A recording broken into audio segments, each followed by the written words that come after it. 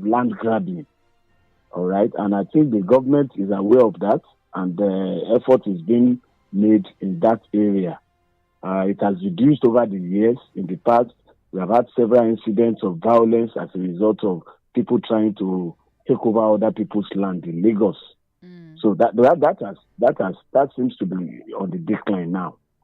Okay. But we still have basic problem of social infrastructure, social amenities, homelessness, quarters all over Lagos as a result of demolition exercise by the government.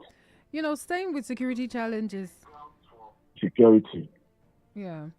All right. So, still talking about the security challenges in the states. There are some areas.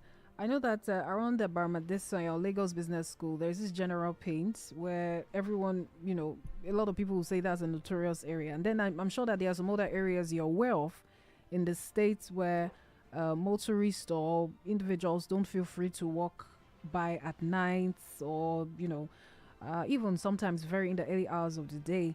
So now, since everyone is aware, first of all, what do you think? Why do you think that situation isn't sorted yet? I mean, if you know that there is crime in a particular area, and everyone is, the police should be aware and the government is aware. So, I mean, if you'd want to expatiate on that. Yes, I think the police are aware of the black spots in the state. They are very much aware of if you ask them, they will tell you those areas, because some of these areas are places that are notorious for incidents of robbery and all of that, particularly bag snatching, and also we've not been having much of car snatching these days, but fortunately for us, we have not avoided the incident of bag snatching and threats, particularly you find that when Governor Ambode was there was this policy of lightening up Lagos, which assisted greatly the security situation of the state. That made it easy for Lagos, to be cleared of many of these hideouts where people were usually will hide to commit crimes. But most of those installations, most of those facilities that were put in place at that time, they almost all of them are defunct now. So there is a need for government to revisit that particular project to ensure that there are no dark spots in Lagos anymore, all right, where people can hide. And you find that, unfortunately, there is a distinction. I want to draw a distinction actually between those who are homeless and those who commit this crime. Okay, those who commit the crimes don't even live in most of these notorious places, notorious spots. Okay. Unfortunately, the people that live under the bridge all over, they are not even the people that commit this crime. And I'm sure the police is aware of that. How do you know the people for that sure? commit crime? Yeah. Yes. How do you know that for sure that they You are are not the saying- people? I said, how What? how do you know that for sure that they are not the people committing the crime? They are not the people committing, because nobody commits crime and stay in the same place. It's not possible. If you are a criminal, for instance, you snatch people's bag, you won't stay you won't stay at the same place. It's commonsensical. So if you find people who are living sometime under the bridge or all around, it's just unfortunate that because of the threat, many of them are not able to expose those who are doing this illegal act, because of the threat issued out and the fear of losing their makeshift homes. You find that in most of those people who live under the bridge, they can give very valuable information to government about those who are behind some of these crimes. And it's unfortunate that most times when crimes are committed, it is people that are living in those areas that the police arrest. Okay. And some of the time they are forced to be mute because of the danger of these people coming to attack them later on. So, and I think all of this, the police needs to move closer to the people. They need to work more with the people so that the present achievement can be sustained over a long period of time. And also government needs to look at these socio-economic problems. Yeah, in Barrister, the state. we're going to get to the solutions part. That's how we wrap it up. But now, I asked you about these black spots. You said the thieves don't leave, the criminals don't live in those areas. But now we established that there are some black spots that everyone knows, even some pedestrian bridges that no one uses anymore. Some people will tell you that, Lagosians will tell you that, don't use that bridge, don't go there, don't go there. So if everyone knows that, there's a situation, what are some constraints you think? Why is it not tackled yet? Why, in your opinion? Because as much as the IGP has talked about bank robbery only happening once, there are still these issues happening. Sometimes on your way to work, you see maybe a lady chasing somebody that snatched a bag, and then Lagosians are just driving past like it's a normal thing. So, I mean, if you know that these areas are black, then what could be the constraints in your opinion? Well, is that there is the other angle to this matter, which is that most of the incidents are underreported to the police. Many Nigerians don't just naturally take such incidents in a stride, kind of. Instead of going to the police, you just take it as an act of God, that kind of a thing. So that's why you find that even the record may not be there may not be that much record about most of the incidents of bag snatching, physical abuse, attacks, and all of that. So that's one angle to it, that some of the incidents are not reported anymore to the police because a lot of people do not have confidence that the police can actually do anything about it. A lot of Lagosians don't feel that the police can do anything about it. And then also, sometimes when you make such reports, you are not sure what will be the outcome. Okay? And demands, sometimes the police make demands that you have lost your bag, okay? And sometimes demands are made for inducements to investigate and all of that. And sometimes you can even be asked to be coming, that kind of thing. And most Lagosians don't have that time, to deal with these matters. So that's another angle entirely on this issue that we are discussing. Why many people who have suffered such incidents may not report it to the police. But having said that, I think the major issue is for government to actually segment the homeless, the issue of the homeless, the unemployed, from that of those who commit crimes. There's a need to do a proper sorting out. In my view, this is my view, obviously, because if you go around Lagos, you discover that all around most of these notorious areas, there are people who are living in shanties, who are living in very terrible conditions in those areas, and that's why there is that opportunity for incidents of crime to be committed most times. And I want to tell you that it's not those people that actually commit the crime. Like I said earlier on, from my own investigation and experience, it is usually some of those hoodlums who move around and take advantage, or even the community. You find that even most of these shanties, people living in these shanties, in these notorious areas, they are forced to pay. They are forced to pay levies, charges to these hoodlums. Wow. So that's similar to this will sound very strange. For even staying in those areas, they are forced to make payments regularly, rental payments, whatever you call it, to these hoodlums. And it's a very organized thing. Wow. It's a very organized thing. If you go to Ikmori, you'll find a lot of those things happening in Ikmori. If you go to some sections of Agege, you'll find that also. Even Ikeja, as obeying as Ikeja is, you find some of these incidents. Then if you go towards Ajah, Lekki, some of these areas where you have all these shanties, you find that quite a number of those shanties, the people living there, they want to survive. They have no place to go. They are homeless. And they pay to some of these hoodlums. Just to survive. So that's the plight of the people as of today. And some of these hoodlums come once in a while. They don't live in the area. They come, they do this terrible act, and they go. Okay. All right. So now, what do you think is driving the rise in crime in the States? I mean, the crimes now that we've mentioned, and some areas that you talked about. So what do you think fuels the crime in the States? Well, number one is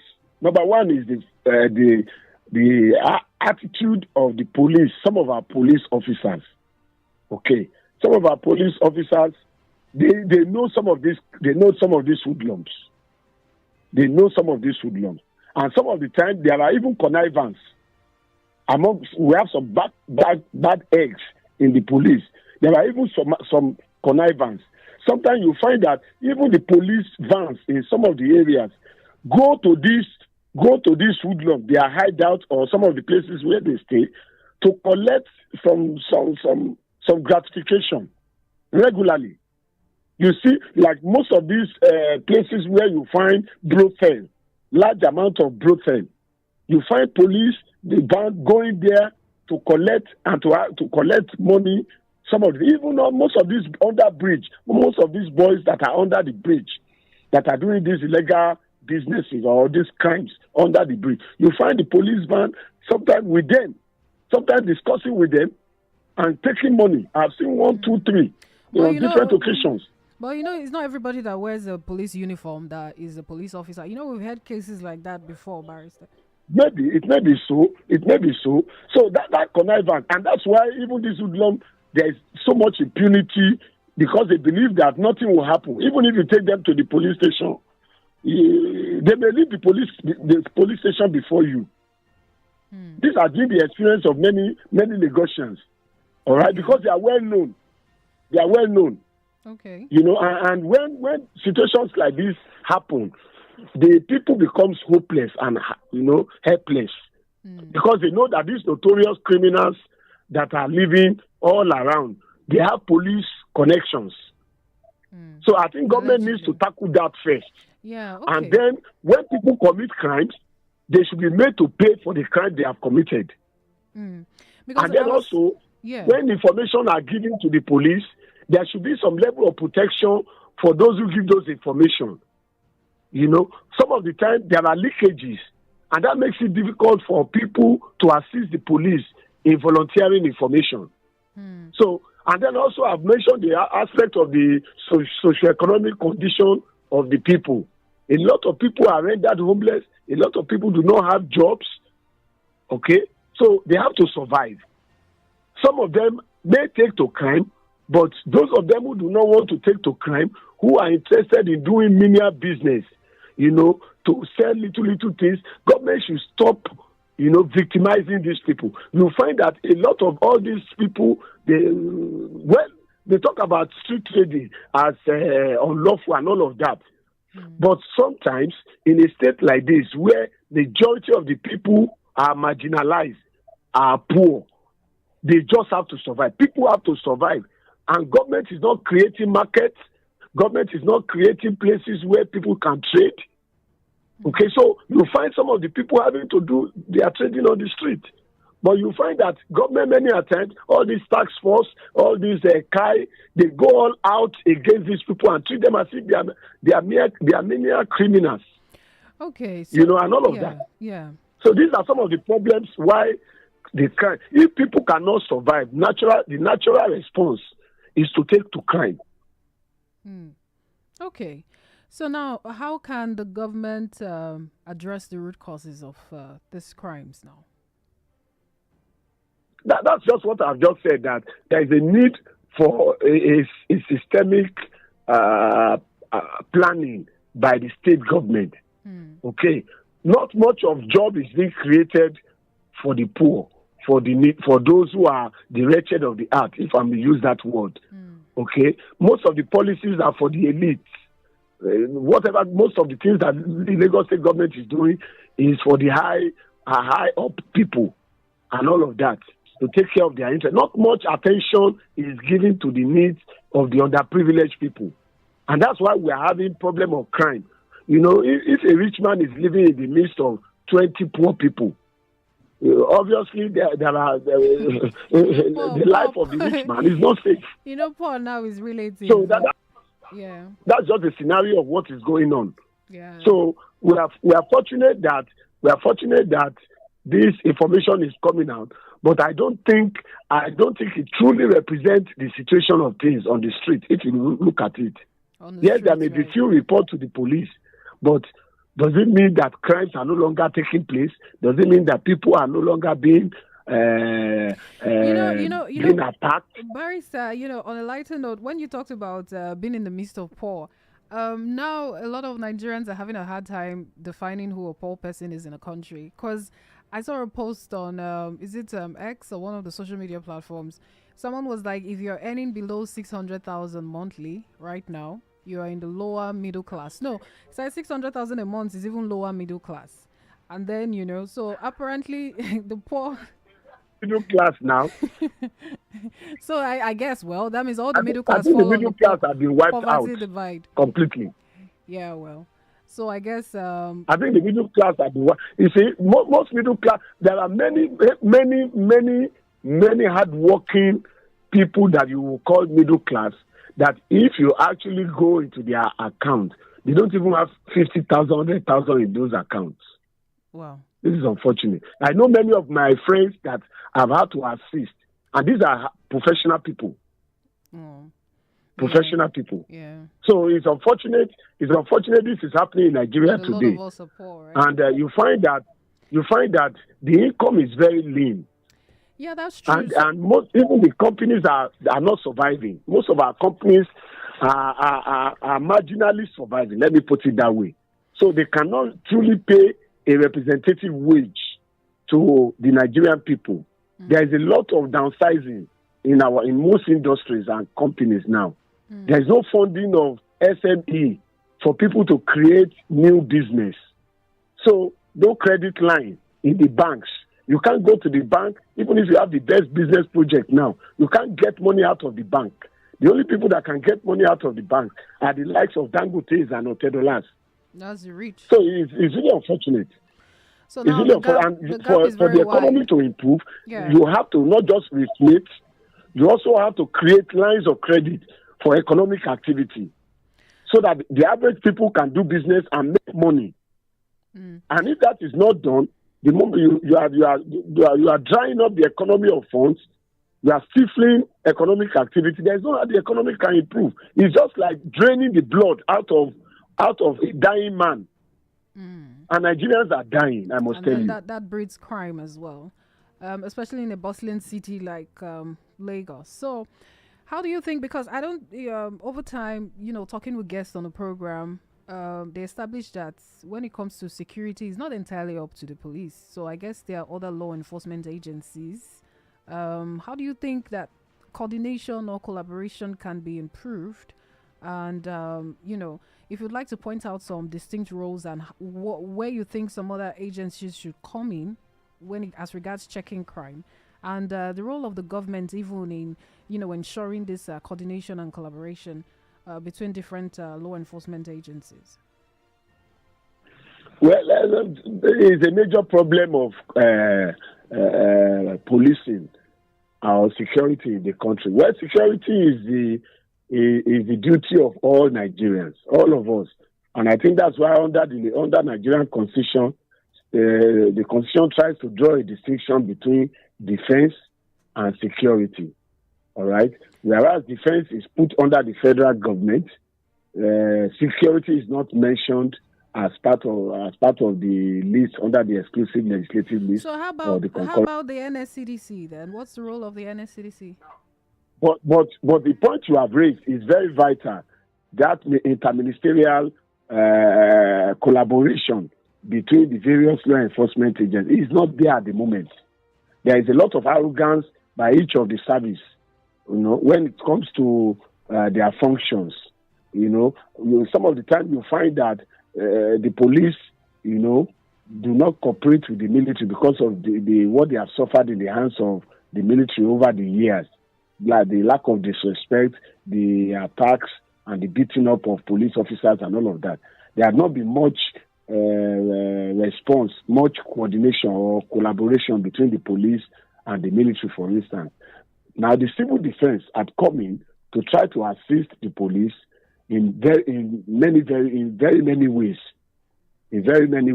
and quite a lot of information and discovery that the police are working on today is actually from the civil defense. You know, if you really go into it, the civil defense are more closer to the people. They get information and they are able to, you know, work on those information. Some of the major arrests are also been through the civil defense. Okay, and our police have been reduced to almost the traffic unit. It's unfortunate. If you get to most of the police stations today, hardly can you find men. If you report an incident, hardly can you find sufficient men to go with you to curb those incidents, because almost everybody is now in the police, is now in the traffic unit. It's only on the road that you see the police working. You know, in most of our police stations, they are thin on the ground. Yeah. They are thin in terms of personnel. Okay. Yeah. So, and that is a big problem also. Most of their personnel are attached to politicians to take care of politicians and the VIPs and all of that. And the government knows this. And that's why Nigeria is under-policed, if you ask me. There are a lot of large spaces that are not policed in Nigeria, a lot of it. That's why kidnapping and abduction and all of these issues are very prevalent and common. Okay. Because the police functions have been assigned, have been transformed from the usual policing functions to protecting VIPs in Nigeria. And of course, you know, there are so many VIPs in Nigeria who are making use of the police. So that's a big problem on its own. Okay. So, but most importantly, the issue of coordination is important. Is the main issue why there are lapses in the policing, in security, and even in the defense of the country. Okay. So now, what is the role, just as we wrap up the conversation on, the IGP's comments is why we're having the conversation as regards the fact that crime has reduced a lot in Lagos State, and when we'll talk about armed robbery. But now Barrister Aladeji says that that's not, it doesn't entirely reflect the reality. Yeah, the reality on ground, because, like we pointed out, black spots, pedestrian bridge, no one uses them. And, some would even point in the area to say, don't go there. And so what is the role of Lagosians now? What should Lagosians do to, like you said, security is entirely up to everyone, not just with the government and the law enforcement agencies. So what's the role of Lagosians now in curbing crime? Are Lagosians entirely helpless towards the situation? Okay. The first thing is vigilance. And the second thing to me is information sharing, exchange of information. Okay. Thank God, Lagos have one particular advantage that have assisted it in security network, which is the community development divisions. Okay. You have in most parts of Lagos, some of these resident associations forming communities of their own and all that. Quite a lot is being done by those communities to ensure that at least within their own domain, there is a semblance of peace, and also security is taken as a major issue. That has assisted a great deal in curbing incidences of armed robbery, within many communities in Lagos. That may be the reason why Lagos has experienced very reduced or why there are declining incidents of armed robbery in Lagos now. All right. Okay. And then also, so the people have constituted themselves into communities, and that has been of great advantage, immense advantage to the security of the communities. But then there is a need for police to also assist these communities to achieve their objectives, in my view. Okay. Because most of the time, there is no rapid response, no support from the police. The only support the police gives to most of these communities is where there are disputes over non-payment of dues in those communities by some elements and all that. That's the only time you ever see police coming. Okay. You don't find patrols. You don't find police assisting them to. Some of the communities even paid for their own security. They hire people to take care of the security of their environment. Which ordinarily is another aberration. Okay. All right. But it's good. It has been working, but it's actually the people that are paying, individuals, private people, undocumented people, are hired as security men, in most of these communities. Okay. It has been working, like I said, but for security and for other issues, some of these, I think there is a need to document some of those who perform these functions. Functions, right? All right. Okay, then. Now, if you're listening to us and you want to be a part of the conversation, you can, of course, call 0805 092 0927. That's 0805 092 0927. Or you can call 0705 890 4927. You can send the WhatsApp message to 0705 690 0927. This is Spotlight on Super FM 92.7. Alternatively, you can connect with me on our social media platforms at Super FM Lagos. Now, Barrister, let's talk about the stampede. Nigerians are talking about it. You and I are also now talking about it. At least 32 children have been killed in a stampede at a festival in Ibadan.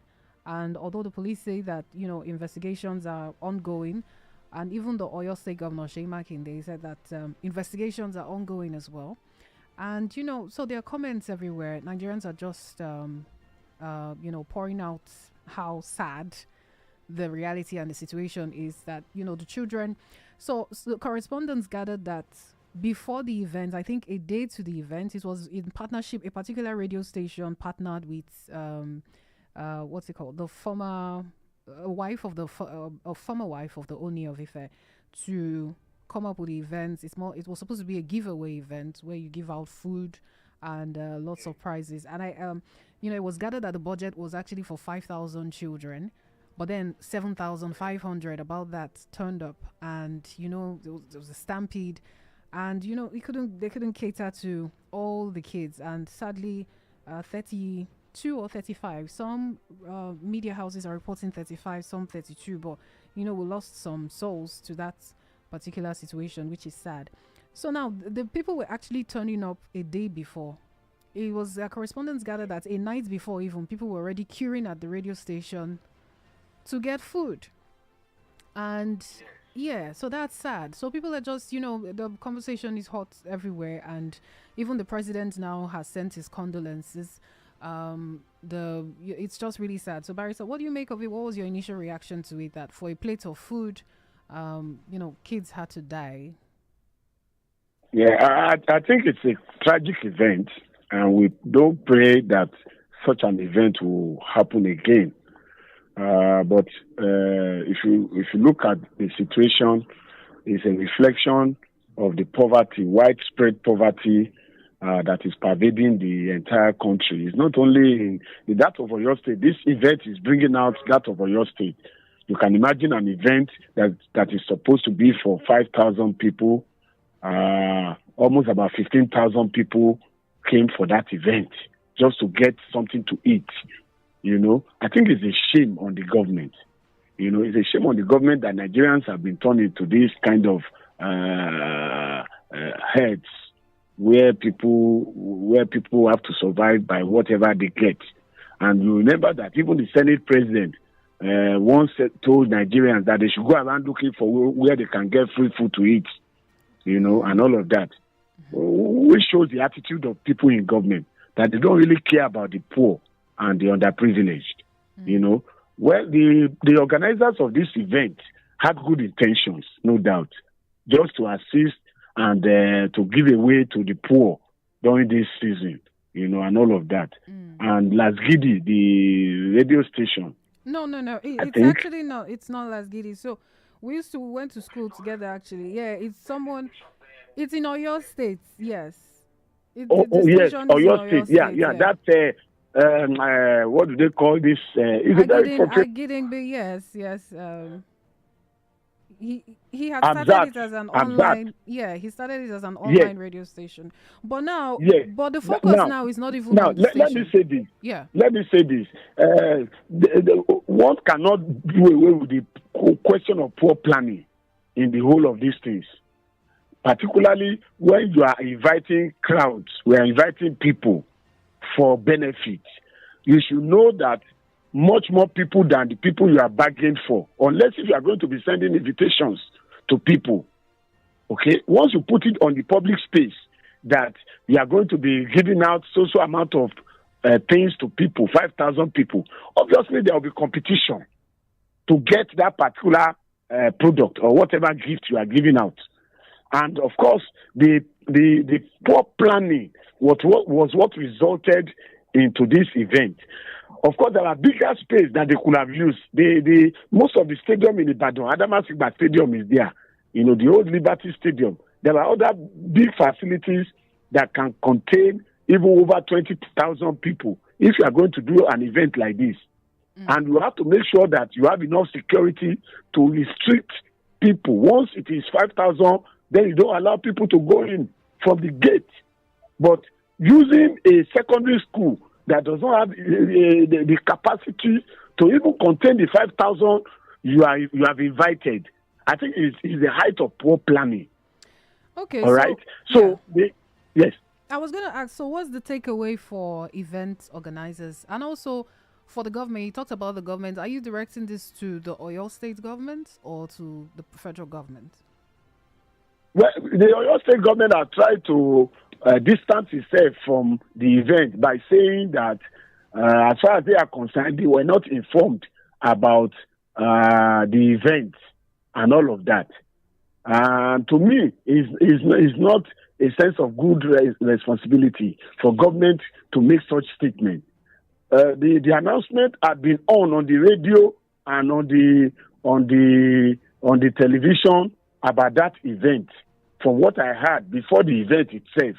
And of course, there should be government officials should always, particularly those that are involved in social welfare, department of the state, should be aware of some of these public events. They should, even if especially if it's a major one, they should be aware to the extent of getting involved or trying to find out what is to be done. The police too also it should not just be only where people want to protest that the police are interested in what the members of the public are doing. Where there is a major event of this nature, the police in that area where that is mentioned should take responsibility to find out who are the people who are organizing it, what are the facilities on the ground, what are the security arrangements for the event. It shouldn't be that they should be coming to tell us that we are not aware, and all of that. It doesn't show responsibility on the part of government. Okay. So and there are different departments of state that are involved with social welfare of children, of women, and all of that, and even some of these social events. Okay, so government should really sit up, and maybe there is a need also to put a benchmark, either through regulation or through a law that anybody who wants to do an event that will involve maybe Barrister, about 1,000 people. But Barrister, hello? Yeah, I can hear you. I was going to ask you that. Should it even, how do we not have a situation like this again where, private individuals partner with or radio stations partner with individuals to feed children beyond the government ensuring that there is adequate crowd control and management? What else do you think the government should be doing to tackle the root cause of this? Should they, organize some kind of feeding program? Nothing wrong with the program itself, the event itself. Obviously, anything that will anything that will put a smile in the face of Nigerians is, as far as I'm concerned, is welcomed. And this initiative that is intended at providing some benefit for the people at this time. And the government is not thinking of such initiative if private groups or individuals are now making effort to do some little things for the people. I think it's welcome. I wouldn't blame the radio station or the Queen that embarked on this project. No, okay, obviously, I wouldn't blame them. And I'm sure they didn't intend to commit any crime. They didn't intend that this thing will go this way. It's just a question of poor planning. All right? So I think what we should be looking at is how to ensure that such events, there is proper supervision for such events by those who are in government and by the security or the law enforcement agency, so that when events are to be done, there are adequate security for the people there, and also to ensure that the events pass through due process. So what I'm even saying is that should we accept it as a norm that people are queuing for food? Is it because, I mean, in a country where something is working well? Come a norm in Nigeria, because there's no how you can avoid it. There's no how you can avoid such things. And I just giving you an example that even a Senate president was telling Nigerians to go around and look for free food anywhere they can find it. They know that Nigerians are hungry. They know that Nigerians are hungry. So, but they have done little or nothing about it. They are not bothered about it. So anywhere the people will get something to eat, at least for that day, the people will go there. Okay. So just as we begin to wrap this up now that this has happened, what do you think the Oyo State government should be doing beyond the investigations that they say is ongoing? Well, part of I don't think arresting and detaining and charging the event organizers is the way to go. That's just a reactive thing. What government should do is it should be a proactive thing. There should be a proper planning. How do we curb such incident? What can we do? Are there laws that we can put in place?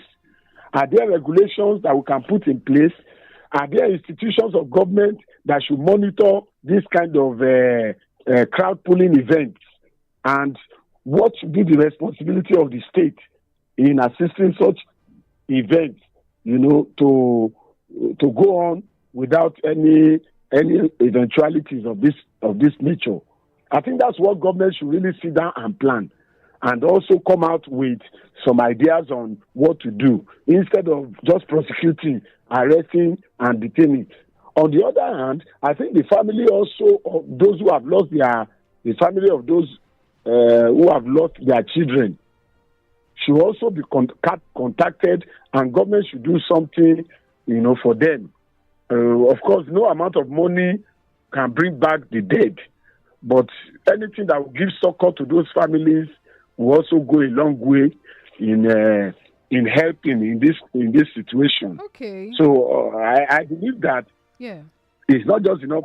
It's not just enough for government to say we are not aware of it, so we are not going to be responsible for this. No. That's not the responsibility of the state. Okay. So I think a lot can be done to palliate the people. All right. So let's get your final thoughts on the security challenges in Lagos, which we talked about earlier, and then the sad situation in Oyo State. So just your final thoughts on both of them. My final thought is that government should be more responsive to the needs of Nigerians. Right now, there is a disconnect between the needs of the people, the lives of the people, and those who are in government. The people in government know how to take care of themselves and their need, sharing money, taking care, providing infrastructure for themselves, renovating their houses, buying new vehicles and all of that, taking care of their families and all of that. But not much attention is being given to social utilities social amenities that can help the people to live a good life. So I think government should be more responsive to the people. And if we say we are in a democracy, the people should actually feel the dividends of that democracy. Otherwise, what we'll have is anarchy, an unfortunate event, tragic event, as we have just seen in Ibadan. Okay. All right, then. Thank you so much, Barrister Oladeji Olaleye. Not to be with you. Yeah, all right. Thank you. Enjoy your Have a day. nice day. All right, then. Okay, that's it on Spotlight. The sports crew will take over shortly. Stay tuned. Enjoy the rest of the day's broadcast, and make sure you enjoy your weekend. Do your part to make the country a better place. Yes, those are my parting words for the week. All right, then keep the positive spirit up. Just mind the business that pays your bills or that pay your bills. Okay, that's it. All love from all of us at Super FM. Don't go away. Lots of interesting programs coming your way.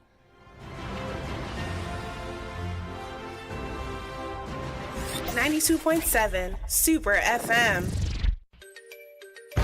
Girls in my crib, zero Snapchat, zero Instagram posting. The vibe might start running like London Bridge. I don't care if I saw you in a magazine or if you're on TV. That don't mean nothing to me. Don't need a shot, maybe I need a free. Lick it like ice cream. That's if you mean to be disgusting. It's not enough. Jump man, one side and not no stopping. Go shopping.